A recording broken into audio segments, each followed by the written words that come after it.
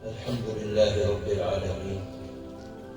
والصلاة والسلام على سيد الأنبياء والمرسلين وعلى آله وأصحابه أجمعين۔ آپ حضرات آج کے اس جمعیت علماء کے مغربی اضلاع کے منتخب افراد اس تربیتی پروگرام میں شرکت کے لیے حاضر ہوئے ہیں۔ میں اپنے ضلع کی طرف سے اور خاص طور سے دیوبند یونٹ کی طرف سے مبارکباد پیش کرتا ہوں۔ اللہ تعالیٰ اس جمع ہونے کو ہم سب کے لیے اور خاص طور سے تنظیم اور جماعت کے لیے برکت کا باعث بنائے۔ کوئی بھی جماعت جب اس دنیا میں اس کی ابتدا ہوتی ہے تو جو افراد ہنرمند ہوتے ہیں، افراد ساز ہوتے ہیں اور وہ قوم کے اندر کوئی بڑا کام کرنا چاہتے ہیں تو اپنی اپنی صلاحیت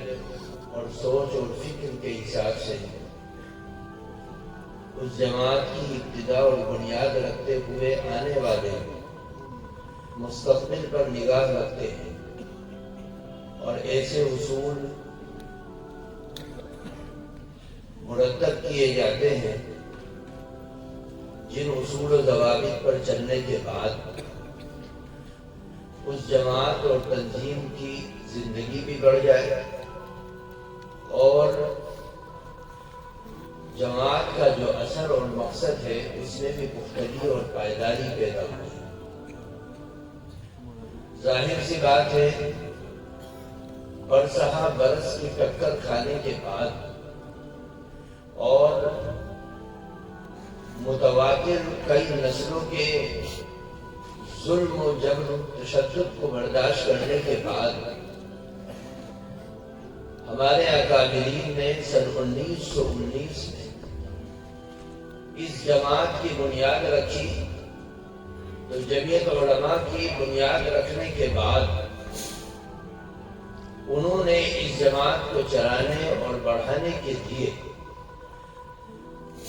ایسے اصول و ضوابط کو مرتب کیا جس کے ذریعے سے جماعت کی زندگی میں بھی بڑھوتری ہو اور افراد کے اندر کام کا سلیقہ بھی پیدا ہو۔ اللہ کا شکر ہے، جو جماعت آگے بڑھی، افراد جڑتے چلے گئے۔ ایک چھوٹی سی مسجد، اس مسجد سے اس جماعت کی ابتدا ہوتی ہے اور وہ دیکھتے ہی دیکھتے پورے ہندوستان کے اندر اس کے نوک و پنجے بڑھ جاتے ہیں اور جماعت کا کام ہر صوبے اور ہر ضلع تک، ہر شہر تک پہنچتا ہے۔ اس جماعت کے فکر اور مقاصد کو گھر گھر تک پہنچانے کے لیے ہمارے اکابرین نے ایک جمہوری نظام قائم کیا اور اکائیوں کو جوڑنے کے لیے اس جماعت کے ممبر بنانے کے لیے گھر گھر تک، ہر بالغ مرد و عورت تک پہنچنے کا ذریعہ اور سبب تلاش کیا۔ انہوں نے یہ نظام بنایا کہ ہر شہر کے اندر، ہر گاؤں کے اندر جو نمائندگی ہے ان لوگوں کو جمعیت کے مقاصد سمجھائے گئے۔ جماعت کے اکابرین اس جماعت کے ذریعے سے کن مقاصد کے تحت کام کرنا چاہتے ہیں اور ان مقاصد کے تحت کام کرنے سے مسلمانوں کی آئینی، تعلیمی، تربیتی اور اصلاحی تمام ضروریات کو پورا کیا جا سکتا ہے۔ لوگ ان مقاصد کو سمجھے اور سمجھنے کے بعد اس کو ایکسپٹ کرے، قبول کریں اس کے ممبر بننے میں اپنے آپ کو فخر محسوس کریں۔ جماعت کی ابتدا سے ان مقاصد کو جمعیت علماء کے ممبر سازی کا جو فارم ہوتا ہے اس کے پیچھے لکھا جاتا ہے، اور صرف ایک تنظیمی ڈھانچے کے طور پر ایک مختصر سی فیس جو ہر چلتا پھرتا آدمی 2 روپے اپنی جیب سے نکال کر دے سکتا ہے، اس فیس کو متعین کر کے جو صرف ایک کاغذ کا جو ٹکڑا ان کو دیا جا رہا ہے اس کی کچھ قیمت ہی ہو سکتی ہے۔ اس تنظیم سے اس کو منسلک کر دیا جاتا ہے۔ وہ اس کاغذ کے فارم کو لے کر اپنے لوگوں میں تشہیر کا ذریعہ بھی بنا سکتا ہے کہ میں ایسی تنظیم سے جڑا ہوں جس تنظیم کے مقاصد یہ ہے۔ ایک ایک ممبر کو ایک ایک گھر سے جوڑا جاتا ہے،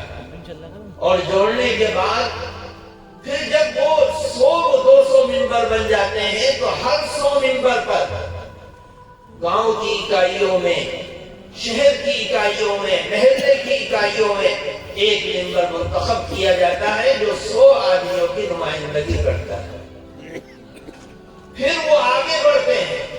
اور تعداد ہزاروں میں پہنچتی ہے۔ ایک شہر سے اتنے 1000 ممبر بن گئے تو پھر جمعیت علماء کا اصول ضابطہ یہ ہے کہ ہر 1000 پر ایک ممبر بنایا جاتا ہے، جو ممبر منتظمہ کا رکن کہلایا جاتا ہے، جو ان 1000 آدمیوں کی نمائندگی کرتا ہے اور ان کی سوچ اور فکر اور ان کی ضروریات کو آگے تک پہنچانے کے لیے ضلعی طور پر اور صوبائی طور پر کام کو پیش کرتا ہے۔ اس طریقے سے یہ تنظیم کا ڈھانچہ آگے پہنچتا ہے، اور پھر 1/3 3000 پر ایک ممبر بنتا ہے، اور وہ ممبر ملک کے مرکزی جمعیت کے آفس میں جا کر وہاں پر ملک کی نمائندگی کو پیش کرتا ہے، علاقے کی نمائندگی کو پیش کرتا ہے۔ یہ تنظیم کا کچھ ایسا ڈھانچہ ہے جو اس تنظیم کی نمائندگی لوگوں میں اثر ڈالنے کے لیے اور لوگوں کے ایک گھر سے بات نکل کر ملک کی چوٹی کی قیادت تک پہنچانے کے لیے ایک ایسا مؤثر قدم ہے جو ابتدا سے لے کر آج تک کام کر رہا ہے، اور اس تنظیم کے تحت، اس نظام کے تحت، اس ممبر سازی کے تحت گھر گھر تک افراد کو جوڑنے کا کام کیا جاتا ہے۔ لیکن افسوس کی بات یہ ہے، دکھ کی بات یہ ہے کہ ہم لوگ اس تنظیم کے ڈھانچے کو جو گھر کے ایک نچلے طبقے کے فرد سے جڑی ہوئی ہے اور جماعت کے مقاصد کو گھر کے ایک کونے کے کمرے تک پہنچانے والی ہے، اس کی روح اور اساس کو ہم لوگ ضائع کر دیتے ہیں، اور اس کے اندر بہت سی خرد برد اور بہت سی ایسی باتیں ہوتی ہیں جو تنظیم کے ڈھانچے کو خراب کرتی ہیں۔ اللہ تعالی ہم سب کو اس تنظیم کی حفاظت کی توفیق عطا فرمائے۔